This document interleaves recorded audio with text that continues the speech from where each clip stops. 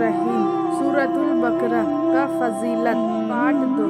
दोस्तों, सूरतुल बकरा का पार्ट 1 पहले सुनो, लिंक आपको डिस्क्रिप्शन में मिल जाएगी। ईमान जिन चीज़ों के बारे में हिदायत और यकीन से मालूम है कि यह दीन मुहम्मदीन से है, सबको मानने और दीन से तस्दीक या पुष्टि करने और ज़बान से इकरार करने का नाम सही ईमान है। कमर या अमल ईमान में दाखिल नहीं, इसलिए मिनून बिल गैब के बाद यकीमुनस सलाता और नमाज कायम रखे फरमाया गया है। 6 नमाज के कायम रखने से ये मुराद है कि इस पर सदा अमल करते रहें और ठीक वक्तों पर पूरी पाबंदी के साथ सभी अरकान यानी संस्कारों के साथ नमाज की अदायगी करते हैं और फ़र्ज, सुन्नत और मुस्तफ़ा अरकान की हिफाजत करते हैं। किसी भी कोई रुकावट नहीं आने देंगे। जो बातें नमाज को ख़राब करती है उनका पूरा ध्यान रखते हैं और जैसे नमाज पढ़ने का हुक्म हुआ है वैसी ही नमाज अदा करते हैं। नमाज के संस्कार नमाज के हुकूक या संस्कार 2 तरह के हैं। एक जाहिरी, ये वो है जो अभी अभी ऊपर बताए गए। दूसरे बातिनी यानी आंतरिकी पूरी यकसुई या एकाग्रता, दिल को हर तरह से फेर कर सिर्फ अपने पैदा करने वाले की तरफ लगा देना और दीन की बात गहराइयों से अपने रब की तारीफ या स्तुति और इससे प्रार्थना करना। नंबर 7, अल्लाह की राह में खर्च करने का मतलब या ज़कात है, जैसा दूसरी जगह फरमाया युकीमुनस सलाता व युतूनुज़ ज़काता, यानी नमाज कायम करते हैं और ज़कात अदा करते हैं या हर तरह का दान पुण्य मुराद है, चाहे फ़र्ज हो या वाजिब। जैसे ज़कात भेंट अपनी और अपने घर वालों की तरफ गुजर बसर का प्रबंध, जो करीबी लोग इस दुनिया से जा चुके हैं उनके हक में दान करना भी इसमें आ सकता है। बगदाद वाले पीर हुजूर गौसे आजम की गवाही, 11वीं की निजात, फातिहा, तीजा, 40वां वगैरह भी इसमें दाखिल है कि ये सब भी दान है। कुरान शरीफ का पढ़ना और कलिमा पढ़ना नेकी के साथ अतिरिक्त नेकी मिलाकर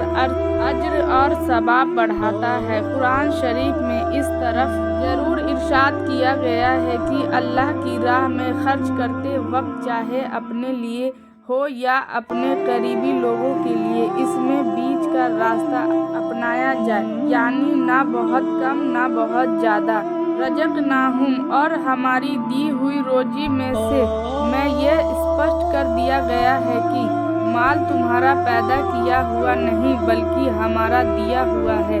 इसको अगर हमारे हुक्म से हमारी राह में खर्च न करो तो तुम बहुत ही कंजूस हो और ये कंजूसी बहुत ही बुरी है। नंबर 8, इस आयत में किताब वालों से वो ईमान वाले मुराद है जो अपनी किताब और सारी पिछली किताबों और नबियों, अल्लाह के दरूद और सलाम वो उन पर भेजे गए अल्लाह के आदेशों पर भी ईमान लाए और कुरान शरीफ पर भी और उनजिला इलैका, जो तुम्हारे तरफ उतरा से तमाम कुरान शरीफ और सारी शरीयत मुराद है। जुमल, जिस तरह कुरान शरीफ पर ईमान लाना हर मुसलमान के लिए ज़रूरी है, उसी तरह पिछली आसमानी किताबों पर ईमान लाना भी ज़रूरी है जो अल्लाह ताला ने हुजूर सल्लल्लाहु अलैहि वसल्लम, अल्लाह के दरूद और सलाम हो उन पर, पहले नबियों पर उतारी। अलबत्ता उन किताबों के जो अहकाम या आदेश हमारी शरीयत में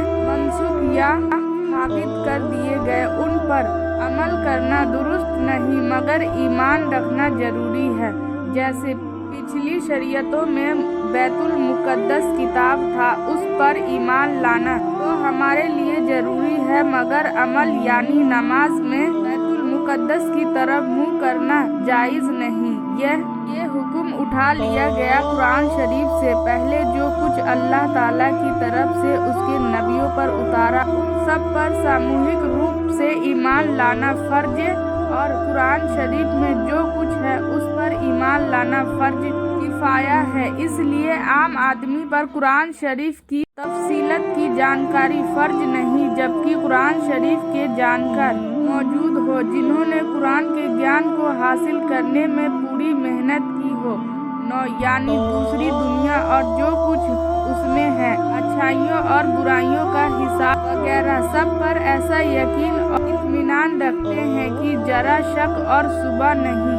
इसमें अहले किताब ईसाई और यहूदी और काफिरों वगैरह से बेजारी है जो आखिरत यानी दूसरी दुनिया के बारे में गलत विचार रखते हैं। 10 अल्लाह वालों के बाद अल्लाह के दुश्मनों का बयान फरमाना हिदायत के लिए है कि इस मुकाबले से हर एक को अपने किरदार की हकीकत और उसके नतीजों पर परिणाम पर नजर हो जाए। ये आयत अबू जहल, अबू लहब वगैरह काफिरों के बारे में उतारी जो अल्लाह के इल्म के तहत ईमान से महरूम है, इसलिए उनके बारे में अल्लाह ताला की मुखालिफत या दुश्मनी से डराना या न डरना दोनों बराबर है। उन्हें फ़ायदा न होगा मगर हुजूर की कोशिश बेकार नहीं, क्योंकि रसूल का काम सिर्फ सच्चाई का रास्ता दिखाना और अच्छाई की तरफ बुलाना है। कितने लोग सच्चाई को अपनाते हैं और कितने नहीं, यह रसूल की जवाबदारी नहीं है। अगर कौम हिदायत कबूल ना करे तब भी हिदायत देने वाले को हिदायत का पुण्य या सवाब मिलेगा।